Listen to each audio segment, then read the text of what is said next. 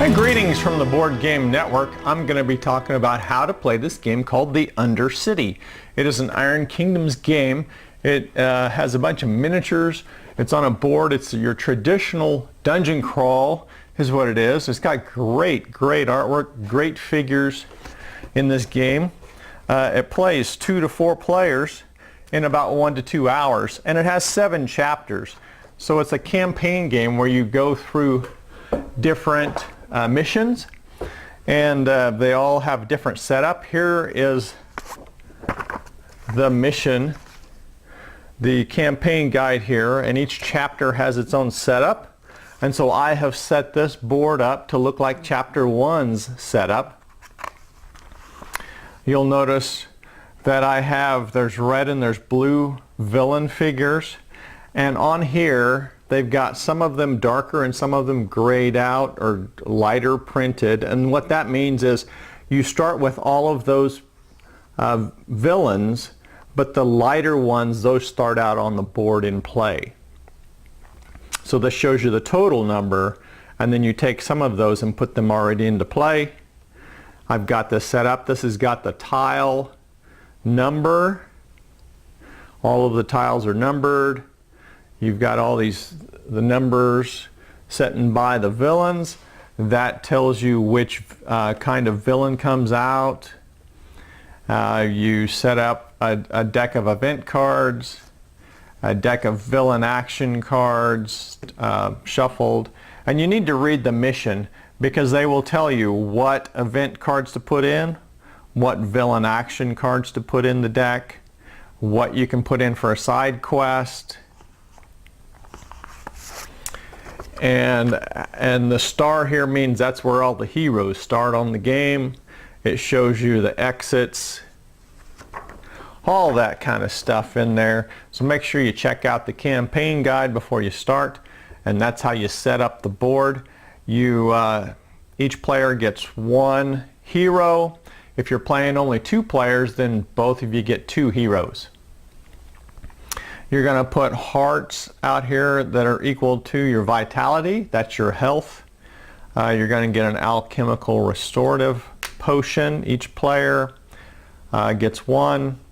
You are going to have a feat deck that's your feat deck based on what hero you're playing. You're going to shuffle those up and deal 3 out. You're going to put some experience points out here on this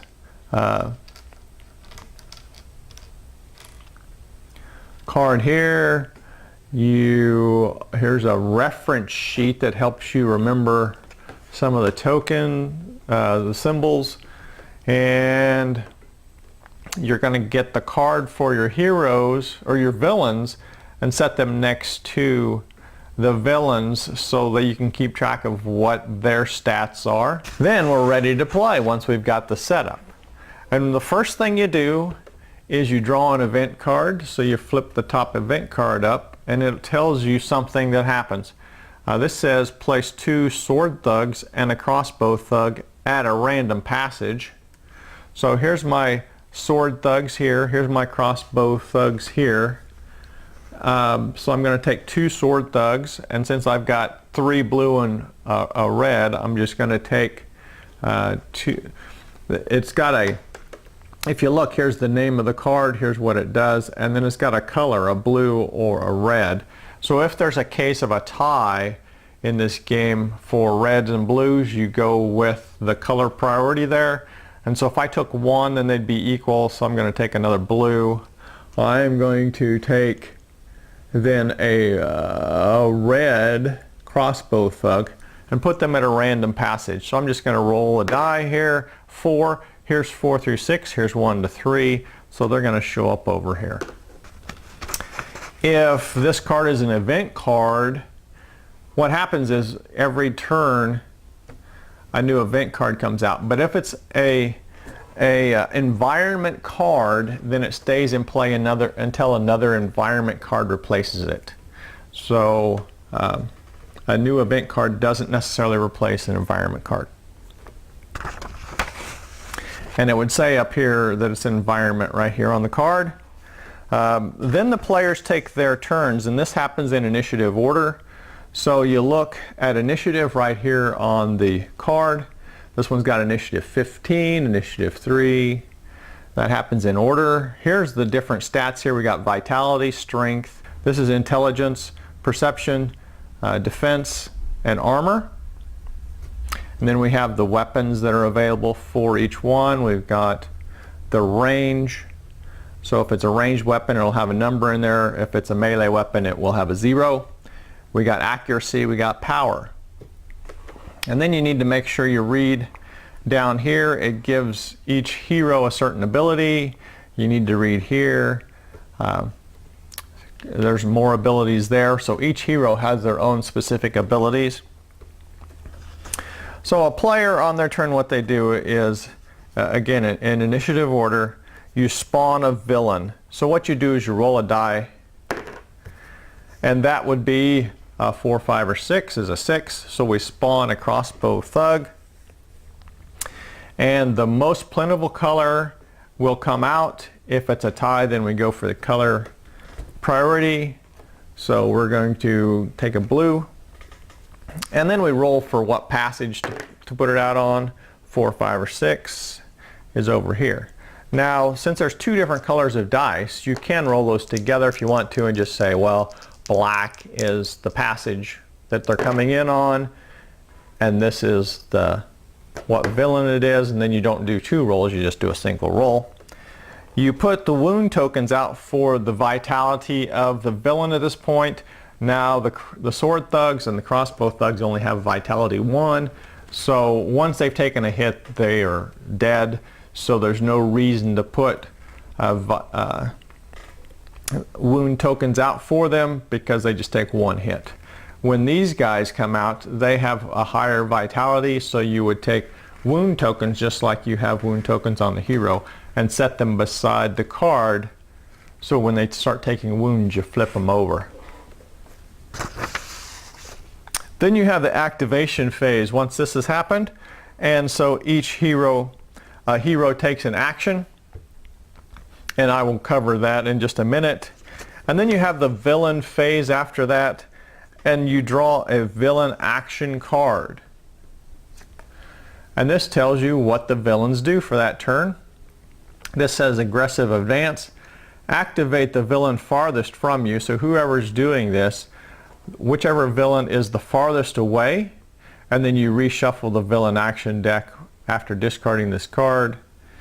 And the villains will target, here's the title of this card, here's the activation rule, and here's the target preference. It says lowest health.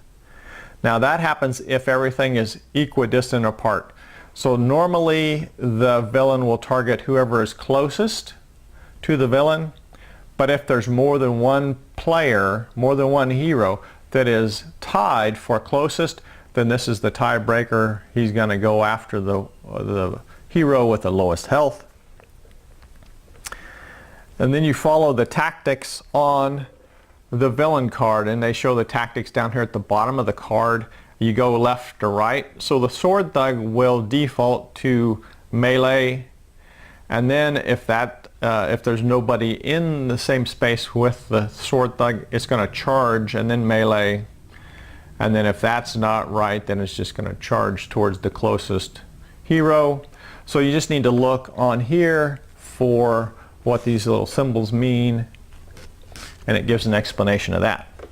Since this tells you the villain farthest from you, you're going to, if there's a tie, then you're going to go with the color priority. So a blue villain will happen before a red villain. And then the lowest number villain. So here's 1 to 3, and here's 4 to 6. So if there's, again, as a tie, then you're going to pick the sword thugs to activate for this instead of the crossbow thug. And you lose the game when all heroes have been incapacitated, so they're down to 0 health, or are passed out all on the same turn. Then you've lost the game. If you fail to complete your chapter objective by the time the event cards run out, or if a hero is passed out and no other hero has alchemical restorative to to restore them to health. Now, going back to the activation phase for what the heroes can do. The heroes can move and they can take actions. The movement can be before or after the other actions, but sometimes you have an advantage of doing the movement first. Movement is orthogonal or diagonal. So if I was going to move here, I could go 1, 2, that could be 2, and then 3 or something like that, or 1, 2. Now the walls here block corner movement, so I cannot move diagonal here, nor can I shoot diagonal there because this wall is here and that blocks diagonal movement, diagonal shooting. Ways of movement are you can hold, which is staying in the same space, and what the advantage of that is your ranged weapons then can be aimed, and that means they are boosted and they get an extra die roll there. So it allows an aimed weapon to get a better chance of hitting if you hold. You can walk, which is staying in the same space or moving one space, or you can charge, and a charge is a movement of 1 or 2 spaces, and you cannot do a ranged attack if you're charging. But the advantage of a charge is a melee attack then is boosted. And then that gives the melee attack an additional die in the attack.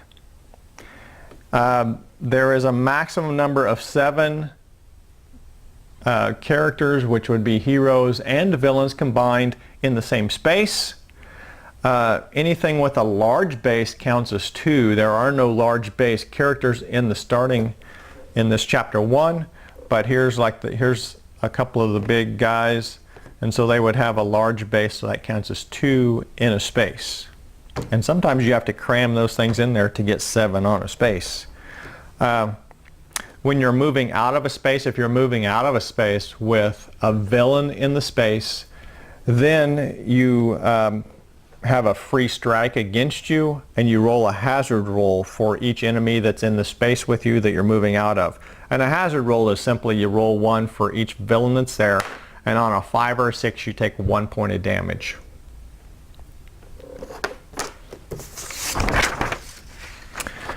And then the actions you can take are you can attack, and that is with a melee or a ranged weapon. You can revive, which means you can use alchemical restorative to bring somebody back to health. You can do a stat challenge. So there are things in this game where it says do a stat challenge, and so that would be your action for the turn.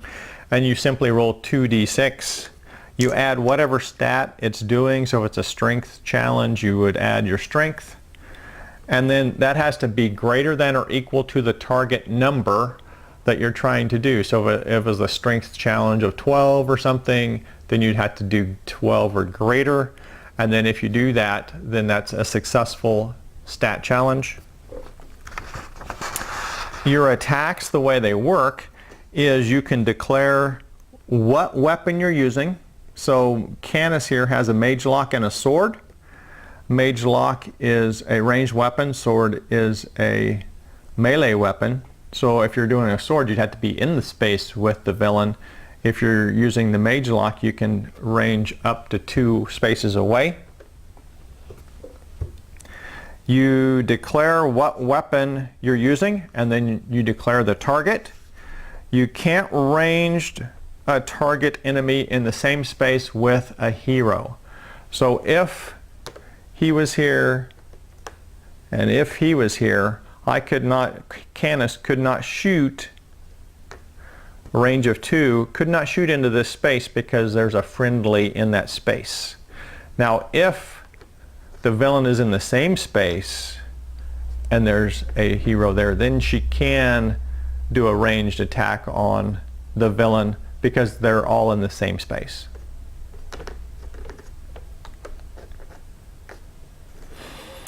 There are AoE attacks, which are area of effect, and they affect everybody in the space. It automatically hits all characters in that space. And once you've declared your weapon and your target, then you roll to hit. You take 2d6. You add the accuracy of your weapon, and that has to be greater than or equal to the defense. So you look at the villain's defense, greater than or equal to that, and there's a hit. Now if the person is knocked down, the villain or the hero is knocked down, then the hit is automatic. You don't have to do that die roll. If there's cover, there's a +2 to the defense. Now this game doesn't start with cover here, the chapter 1. Aimed weapons, remember if you did not walk, but if you stood still and you aimed your weapon, you get it's boosted, so it's a +1 die. Then you roll for damage if you've hit. You take, once again, you take 2d6, you add your power to it, and that has to be greater than the person you're shooting at, that has to be greater than their armor. So, and this happens both the same way for whether villains are shooting at or meleeing with heroes, or heroes are meleeing or shooting against villains. This attacking works the same way. So you have to be greater than the armor, and then you take 1 wound, whoever it is you hit, if it's greater than. Now if it's greater than 4 over their armor, so if their armor is, in this case, a 12, if you beat 16, if you're greater than 16, then that villain would actually take an extra wound. So remember, the sword thug and the crossbow thugs only have 1 vitality, so it doesn't really matter when you're fighting these guys. When you're fighting these guys near the end of the mission, then it will matter. Doorstop, which this character Pog and Doorstop, one person plays both of these. He has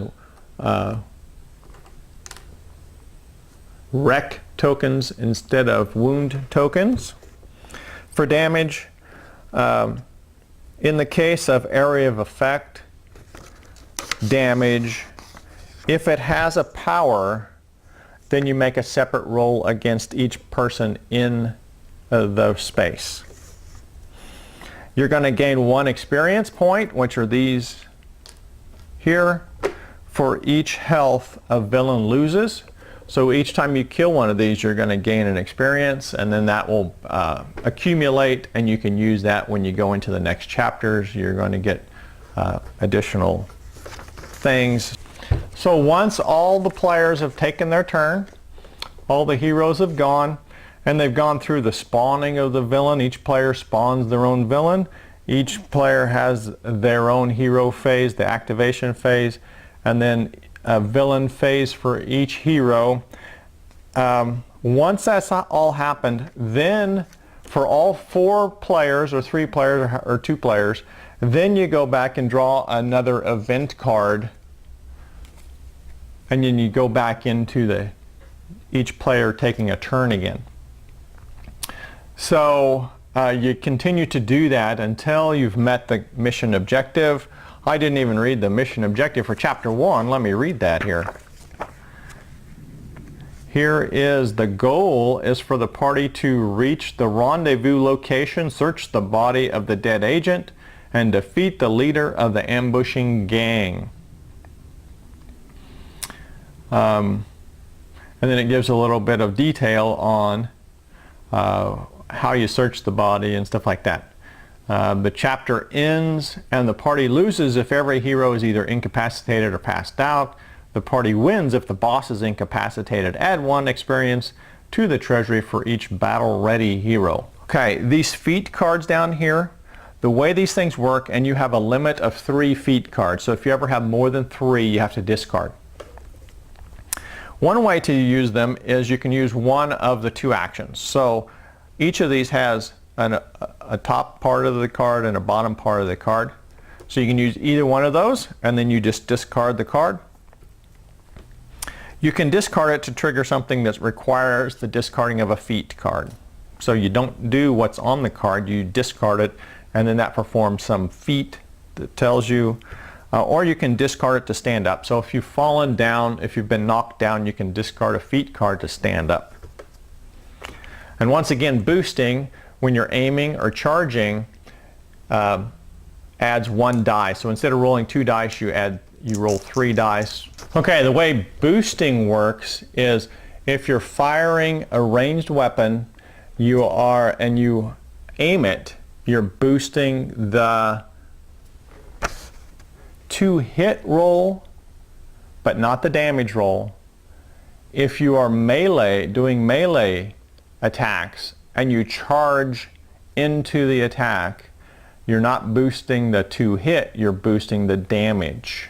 And you have to declare you're boosting it when you do it, so you have to pick up the 3 dice and say you're boosting. You don't get to add it later. Okay, so to win this, you just have to make it through all 7 chapters alive and meet each objective. There are a lot of rules, a lot of details in this game.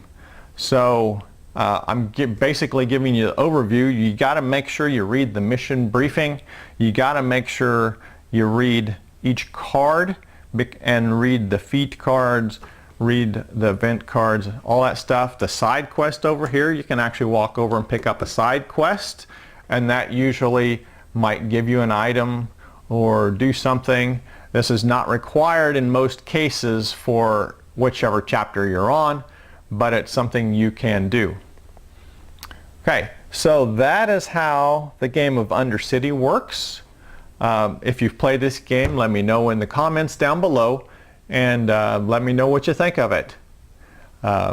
Make sure you tune into all of our How to Play games here at the Board Game Network.